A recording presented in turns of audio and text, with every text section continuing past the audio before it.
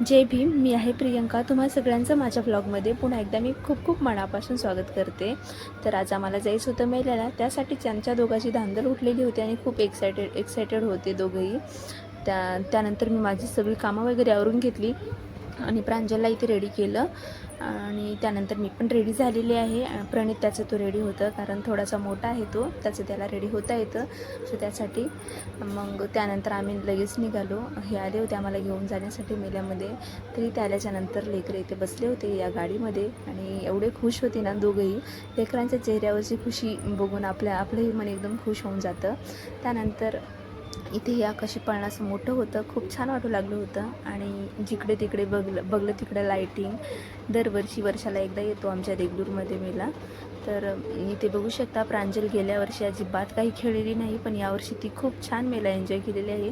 अगदी तिला चढतासुद्धा येत नव्हतं, तर ती व्यवस्थित छान अशी चढत आहे. आणि त्यानंतर इथे बघू शकता ह्या साईडला प्रणित आला फास्ट, पण ती ना एकदम बसल्या जागी ना एका साईडला झाली होती. त्यानंतर एका कडाला येऊन म्हणजे बीचमधात येऊन व्यवस्थित ती खाली आलेली आहे.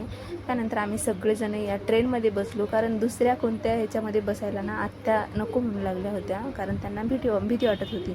आणि मला ना एका म्हणजे ते मोठं आकाशी पाळणं असते ना, मोठंवालं राऊंडवालं गोल, त्यामध्ये बसायचं होतं. पण आत्याने हे दोघंही नको म्हणू लागले होते, सो त्यासाठी बसले नाही.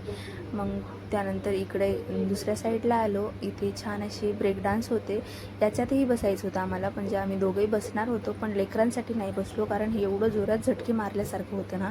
सो त्यासाठी इथे ना म्हणजे 2-3 प्रकारचे आकाशी पाळणे होते. ते बघून खूप छान वाटू लागलं होतं.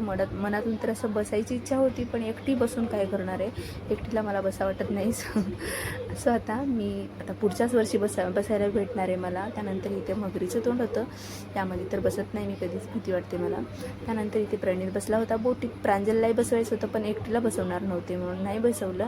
त्यानंतर इथे एक छानसे क्यूट जोकर दिसले आम्हाला.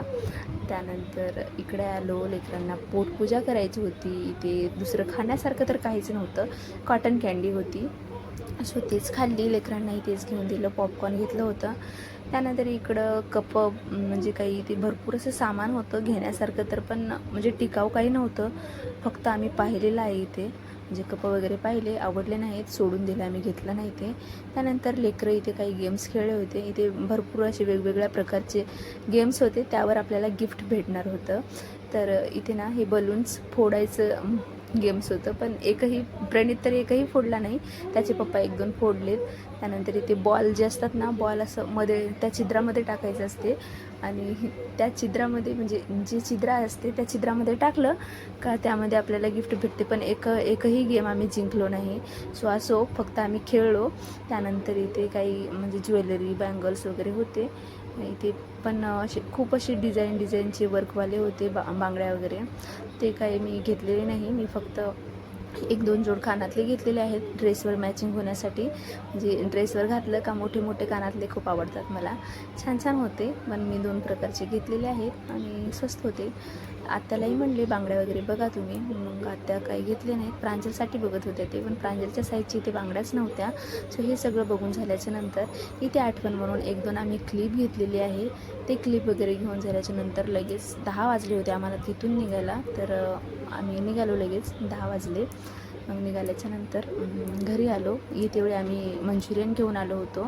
तर आत्या मामांना दूध गरम करून देत होत्या आणि इथे मी मंचुरियन काढते. आणि जाताना मी खिचडी बनवून गेली होती. तर असा होता आजचा बेत, खिचडी आणि मंचुरियनचा, हलका आणि फुलका. सो कसा वाटला व्हिडिओ तर कमेंटमध्ये नक्की सांगा. व्हिडिओ आवडला असेल तर एक लाईक करा, चॅनलला सबस्क्राईब करा. अजून भेटूया अशाच नवीन व्हिडिओमध्ये. तोपर्यंत bye bye, take care, thank you.